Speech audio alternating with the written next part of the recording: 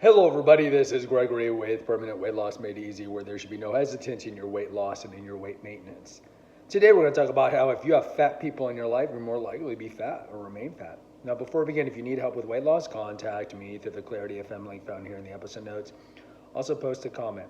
So, I'm going to quote a study from Harvard. I'm sorry about the audio here. I know it's not optimal, so I'm going to try to talk as loud as possible. But there's been studies out of Harvard that they've been doing the last 15 years about, and look, anecdotally, this kind of makes sense, right? You see kind of like skinny people hanging out, you see fat people hanging out, but who you identify with, who you hang out with, you're judged by the company you keep. Remember that old saying? And that's mostly by like lifestyle choices, right? Or the way that they behave. So if you want to know how you really are, look at your friends. If your friends are douchebags, you're likely a douchebag too, because why else would you be hanging out with douchebags? But let's quote some of these studies. Research has shown that a person's chance of becoming obese increases by 57% if a close friend is obese. Now, I'll get to the siblings in a second. Now, I've actually seen other stats that say 140%. This study is from 10 years ago. So now I've seen the study say 140% if your friends are overweight. Now, look, again, anecdotally, why does this make sense? Well, it's the same thing about like drinking alcohol, right? If you are an inveterate drinker and let's say you have a major drinking problem and you're wanting to stop drinking, more often than not, your friends, as much as they're going to say they're cool with it, are not going to be cool with it. Because when you're in something dysfunctional, you're more likely to reinforce each other's dysfunction. And so what you do is, oh yeah, you want to stop drinking? Cool. And then next thing you know, you're not getting phone calls to hang out with them anymore, right? Because now you're breaking away. And on some intuitive level, they know that what they're doing is not good for them, or it's wrong or sin or whatever it is. And so, yeah, they might be like, cool, I'm glad you're doing that, even though they're not, right? Schadenfreude. But they're going to say the right thing. And the right thing is, oh, yeah, cool, you want to stop. And so when you're hanging out with obese people, chances are just your lifestyle choices are going to be pretty similar. And obese people, as a whole, are not exercising. As a whole, are doing lifestyle choices that are not constructive.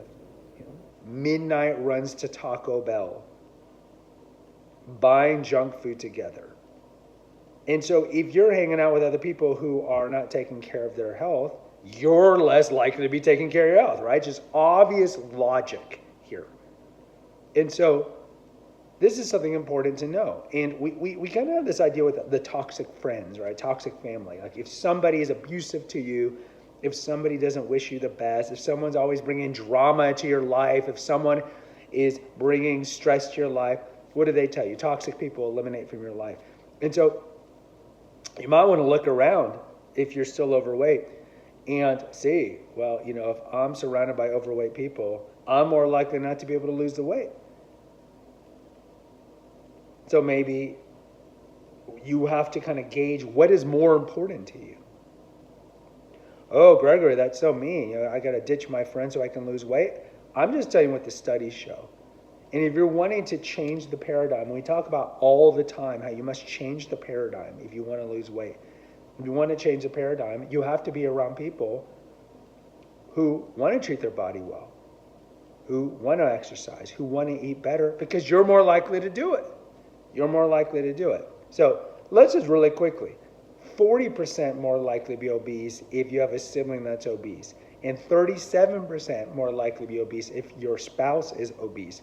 We've talked about this before on an earlier episode a couple years ago. But like, what do you do when you're trying to lose weight and your spouse is not interested or is actually actively or passively thwarting you from losing? Oh, you don't have to go work out. Oh, yeah, that you're like, honey, I don't want any junk food. I don't want any ultra-processed food in this house. So can we get it out? And then the next thing you know, she still has it in there to tempt you. That's a problem. But look at these issues. Look at it. So if you're surrounding yourself with fat people, you're more likely to be fat. So you have to make a choice, guys. You have to make a choice. I look at my life. The majority of people in my life have pretty good exercise habits. In their regular weight. And not everybody, with family too, it's not like you're going to, given that 75% of Americans are overweight and 40% are obese, good chance that you have people in your family that are not going to be in good shape. You're not going to estrange yourself from them just because they might be overweight. I think the more important thing is look at your friends. Look at the people that you surround yourself with. And I'm not saying that you have to necessarily cut out your fat friends, but get new friends. Get new friends at the gym. Join pickleball. Join CrossFit.